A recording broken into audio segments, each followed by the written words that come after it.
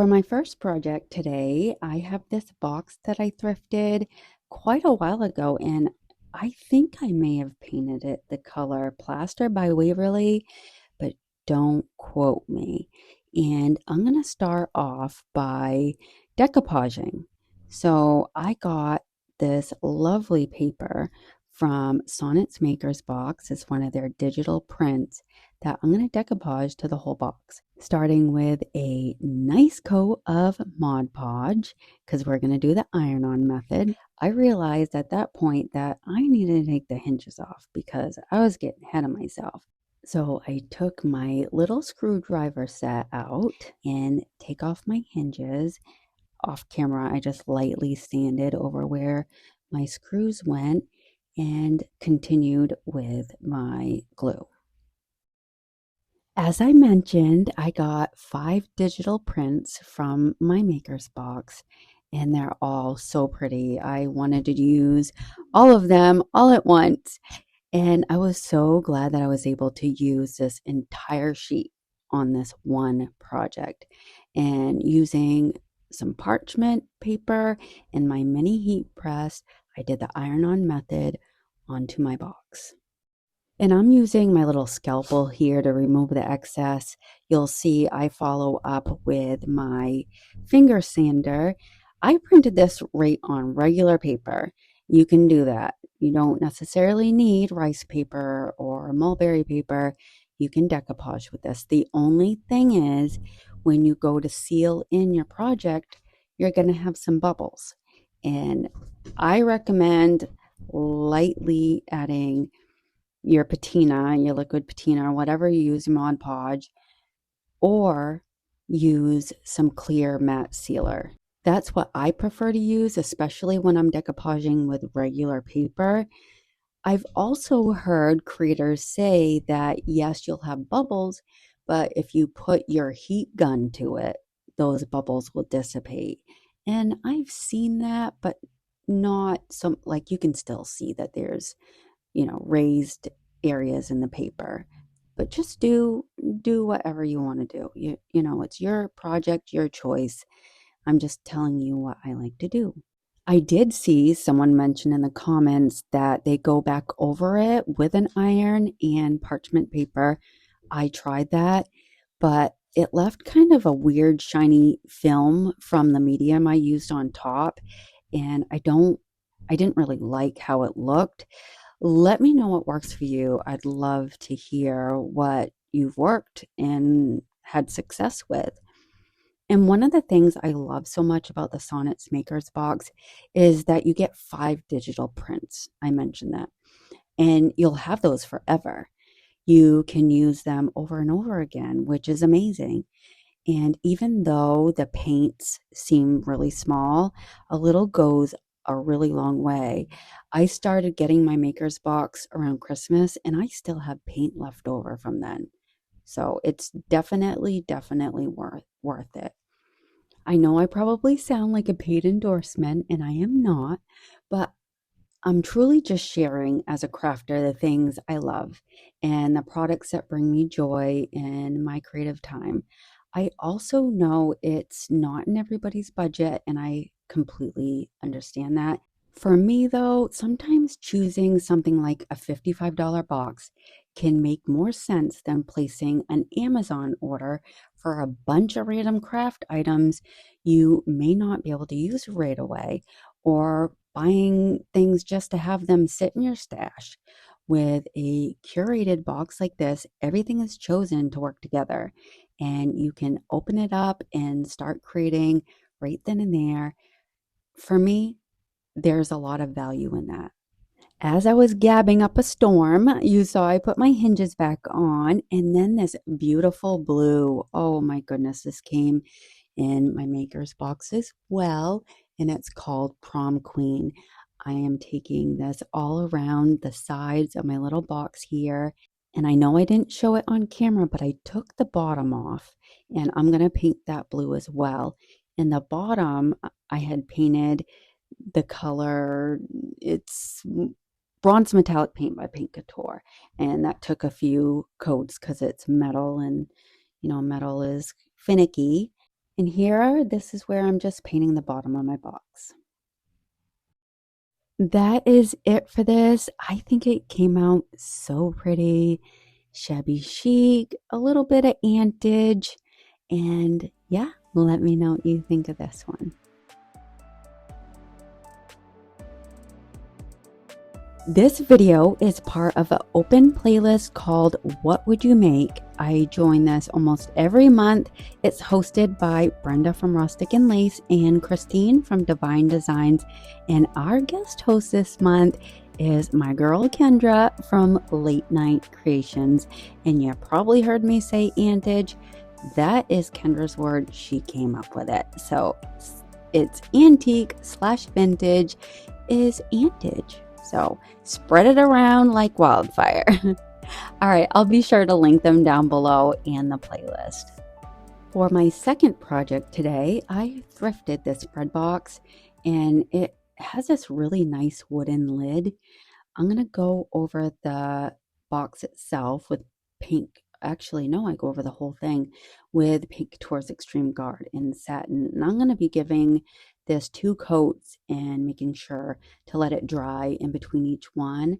This is going to help prep our surface for paint and giving it a better adhesion and helping it hold up beautifully.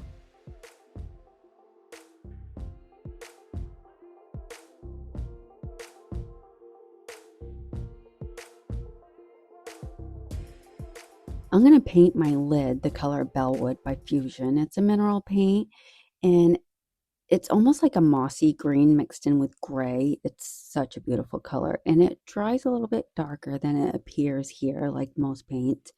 And Fusion also has that built-in primer and sealer. So while I didn't necessarily need to prime my lid first, I did. And that's perfectly fine. We know this finish is going to last forever. Off camera, I painted my box the color Parchment by Fusion. And I didn't want to have you just watch me paint everything. I have my Decoupage varnish and glue. And this is my medium that I'm using for this beautiful paper that came in my Sonnets Makers box.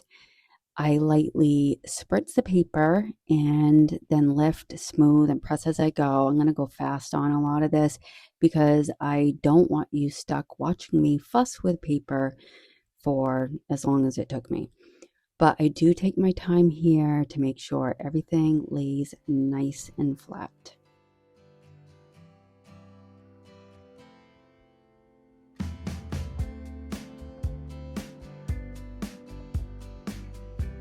My paper ended up being too short, so I was able to use an extra piece. Luckily, I had plenty to fill in that gap there.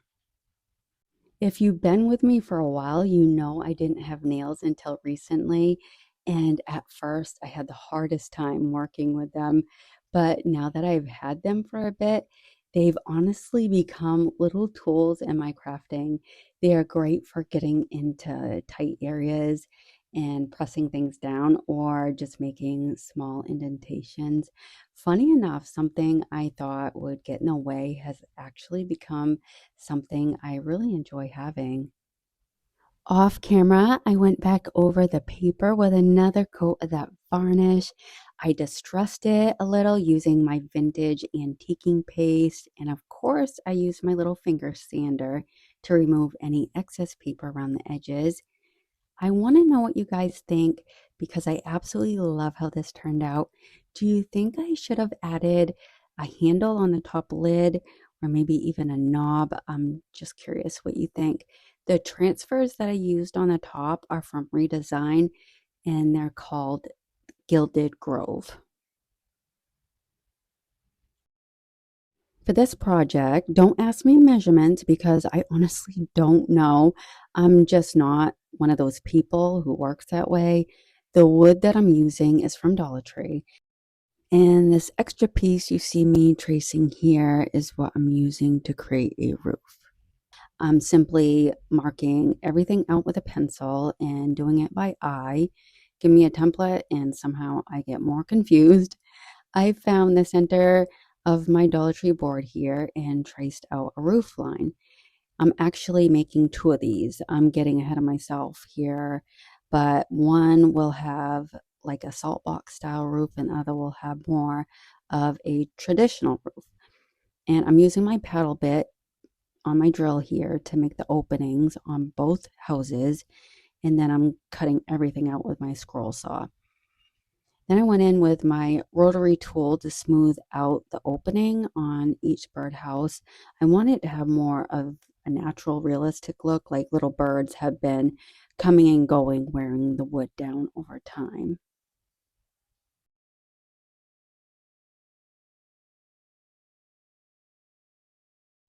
I mixed some burnt umber paint with a little water to create a stain. And I'm going to go over all of my pieces with that here. And I did the backs of each one as well, giving everything just one coat and then wiping back the excess with just a paper towel. These little houses are just for display on my walls.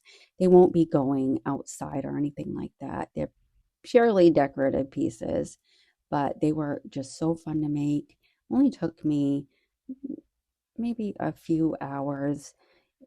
The longest part is waiting for the stain to dry. Now I have all my pieces together. I'm going to start by gluing my roofs onto my houses using a little Titebond Quick and Thick and just a dite of hot glue. My clamps wouldn't work for this project. I used a little bit of hot glue to hold everything in place long enough for my wood glue to dry. And that sets up within just 20-30 minutes, but I just wanted to make sure they were going to stay put. I wiped off the excess glue. And just like that, we have our houses. I touched up some areas that needed the stain a little darker. And then at this point, I decided I wanted to add these little Dollar Tree crates to create like a little basket. I glued those down same way using some Titebond Quick and Thick and some hot glue, and I made sure those dried. I could use my clamps on this step, so that's what I did, and setting them off to the side for a while. Went back in with that same mixture of burnt umber and water, and I did the inside of my crates as well. And once everything was dry, I busted out my finger sander and gave everything a good sand. Now I have my IOD transfers in Emily Claire, and I'm going to put a similar design on each one of them.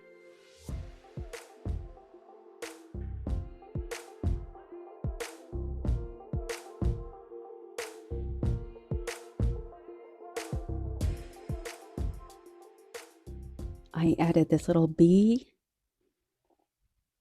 and this butterfly right outside the hole.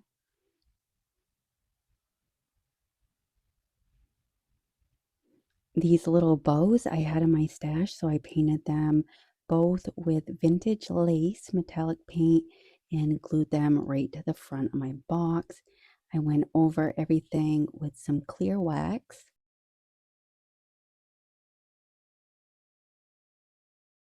And that's it. I think these came out so pretty and such an easy project to put together. What do you guys think of my little birdhouses? I hope you guys enjoyed today's projects. As always, let me know in the comments. I love talking to you guys. It's just one of the best things about having a YouTube channel is getting to know all of you and just chatting with you.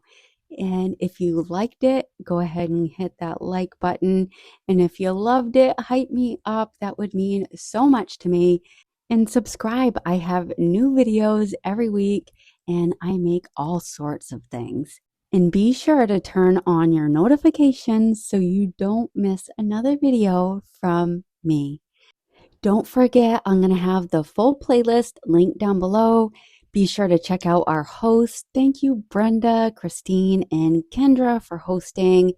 And most of all, thank you for spending time with me today. Until the next one, bye.